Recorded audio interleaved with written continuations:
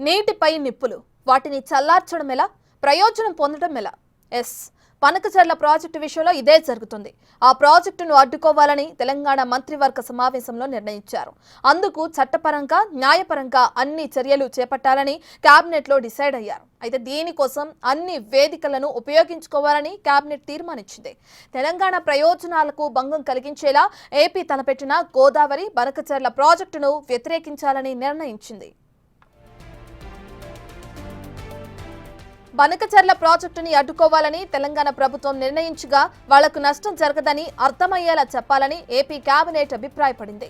పోలవరం బనకచర్ల అనుసంధాన ప్రాజెక్టుపై అనుమానాలను నివృత్తి చేయాలని సీఎం చంద్రబాబు మంత్రులకు సూచించారు. ఈ ప్రాజెక్టు ద్వారా వరద జలాలే వాడుకుంటున్నట్లు చెప్పారు.